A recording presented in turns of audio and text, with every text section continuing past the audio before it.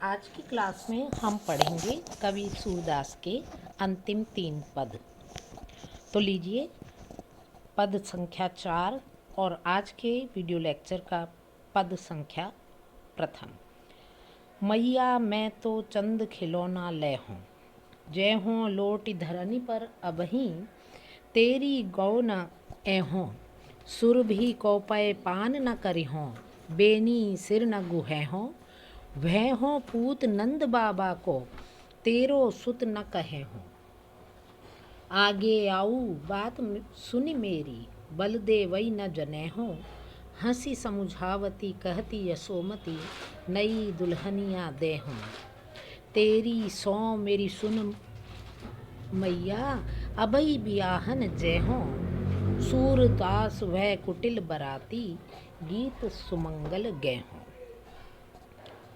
तो कवि सूरदास के बारे में ये उक्ति आप सभी ने सुनी होगी। सूर सूर तुलसी ससी, उडगण केशव दास।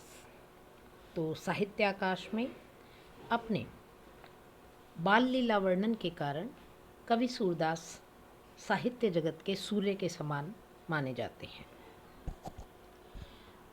और प्रस्तुत पद भी माता यशोदा और कृष्ण का ऐसा ही वात्सल्यपूर्ण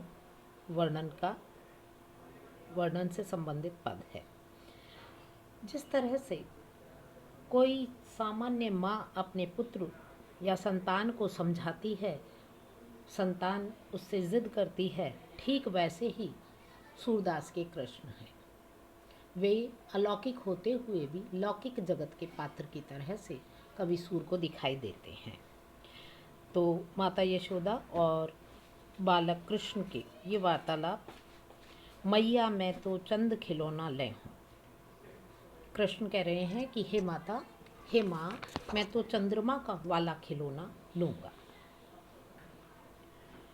जय हों लोट धरनी पर वहीं, तेरी गो न ऐ हूँ। और अगर मुझे ये नहीं देगी तो मैं अभी धरती पर लोट लगाने लग जाऊँगा, तेरी गोद में भी नहीं आऊँगा। ना गाय का दूध पीऊँगा, ना बालों की चोटी गुथवाऊँगा।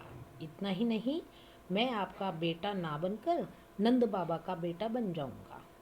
और मेरी बात सुनो, आपने सिर्फ मुझे ही जन्म दिया है, बलदाऊ भैया को नहीं। अर्थात कवि सूर कह रहे हैं कि बालक कृष्ण कहते हैं माता से जिद करते हुए कि मैं ही आपका पुत्र हूँ, बलदाऊ आपका पुत्र नहीं है। कवि सूरदास इस बाल्य वर्णन में कहते हैं कि कृष्ण की ऐसी सरस और अपनेपन से भरी बातें सुनकर माता यशोदा उन्हें हंसकर समझाते हुए नई दुल्हन लाने की बात कहती हैं। इतना सुनते ही कृष्ण कहते हैं कि तो चलो अभी विवाह करने चलते हैं। सूरदास कहते हैं कि हम बाराती बन उनके विवाह के मंगल गीत गाएंगे। पद संख्या 5। उपमा एक न नैन गही, कविजन कहत कहत सब आए, सुधि करी नाही कही। कही चकोर विदु मुख बिनु जीवत, भ्रमर नहीं उड़ जात। हरिमुख कमल कोश बिछुरेते, ठाले कत ठहरात। ऊधो बधिक व्याध वह आए, मृग सम क्यों न पलात। भागी जाहि बन सघन श्याम, मैं जहाँ न कोऊ घात। खंजन मन रंजन न होहि ये, कबहु नहीं अकुलात। पंख पसारी न होत चपल गति, हरि समीप मुकुलात। प्रेम न होई कौन विधि कहिए, झूठे ही तन आड़त। सूरदास मीनता कछुइक, जल भरी कबहु न छाड़त।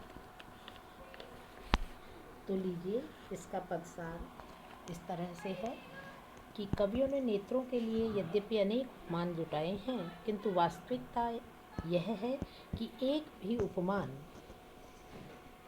नेत्रों के भाव को सही सही रूप में प्रस्तुत नहीं करता है। सूरदास की गोपियाँ कृष्ण के वियोग से व्यथित हैं, इसलिए उनके नेत्र अपने संपूर्ण सौंदर्य को खो बैठे हैं। इस प्रकार से वे नेत्रों की अपनी भर्त्सना करते हुए कहती हैं कि हमारे इन नेत्रों के लिए एक भी उपमान ठीक नहीं है। प्राचीन काल से कविगण ये कहते आ रहे हैं कि परंतु किसी ने भी सोच समझ कर नहीं कहा कि नेत्रों को क्या कहा जाए।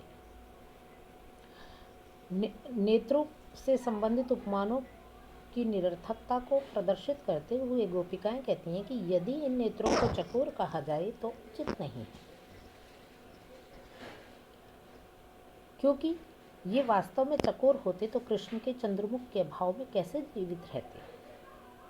अर्थात नेत्रों को यदि चकोर की उपमा दी गई है तो वह भी सही नहीं है। कुछ लोग इन्हें भ्रमर कहते हैं, भंवरा कहते हैं। इस संदर्भ में गोपिकाओं का तर्क है कि ये भ्रमर भी नहीं है। यदि ये भ्रमर होते तो यहाँ क्यों ठहरते, एक स्थान पर स्थिर क्यों रहते, चले नहीं जाते। जहाँ कृष्ण का मुख रूपी कमल कोश वहीं चले जाते। कहने का अर्थ है कि भंवरे का असली आराध्य तो कमल का कोश है और वे कृष्ण ही है, फिर भी वे अभी तक यहीं है। नेत्र रूपी भ्रमर अभी भी यहीं है, अतः इनको भंवरा कहना भी संगत पूर्ण नहीं है। यदि ये मन को प्रसन्न करने वाले खंजन पक्षी होते भी इतनी आसानी से वश में तब भी नहीं होते। अतः ये उपमान भी हमें असंगत लगता है, क्योंकि जब भी कोई खंजन पक्षी को पकड़ने जाता है वह तुरंत क्रोधित होकर अकड़ जाता है और छिटक कर पंख फैलाकर उससे दूर भाग जाता है। किंतु हमारे नेत्र तो ऐसा कभी नहीं करते, ना तो क्रुद्ध होते हैं, क्रोधित होते हैं और ना ही हमसे दूर भागने का प्रयास करते हैं। इसलिए नेत्रों को खंजन की उपाधि देना भी कुछ उचित नहीं लगता। इसी संदर्भ में गोपिकाएं और आगे भी कहती हैं कि इन्हें यदि मृग के समान माना जाए तो उद्धव जैसे शिकारी को देखकर भी ये क्यों नहीं भागते, उनको शिकारी जानकर भी ये ऐसे वन में घुसकर क्यों नहीं अदृश्य हो जाते जहां अन्य कोई आ ही नहीं सकता। नेत्रों को लोचन कहना भी व्यर्थ है, क्योंकि यदि ये वास्तव में लोचन होते तो ब्रज के लोचन श्री कृष्ण के बिना ये कैसे जीवित रहते। हम तो सचमुच देखती हैं कि ब्रजलोचन श्री कृष्ण के बिना भी ये अभी भी जीवित हैं और हर क्षण कृष्ण के दर्शन किए बगैर इनका दुख बढ़ता ही जाता है, फिर भी जीवित हैं। अतः ऐसा उपमान भी उनको उचित नहीं लगता। फिर इसी अनंतर गोपिकाएं कहती हैं कि केवल एक ही उपमान ऐसा है जो इन नेत्रों पे सही उतरता है, और वह है मीन यानी मछली।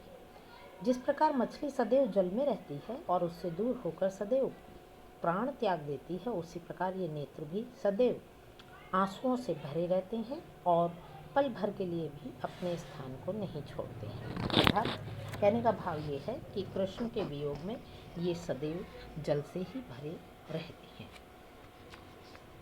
ये था पद संख्या 5 का पदसार। और अब पद संख्या 6। निर्गुण कौन देश को बासी, निर्गुण कौन देश को बासी, मधुकर कही समझाह सोह दे, बूझती सांच न हासी।